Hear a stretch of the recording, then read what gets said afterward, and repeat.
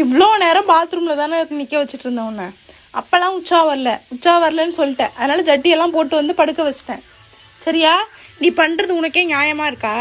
இப்படி தான் பண்ணுவியா? வந்து பெட்டில் படுத்துக்கிட்டு இப்படி போகிற, ட்ரெஸ்ஸை நினச்சிக்கிட்டு பெட்டை நினச்சிக்கிட்டு. இதை கேட்டால் உன்னை அவ்வளோ பேர் திட்டாத, குழந்தைய கொஞ்சு அப்படின்றாங்க.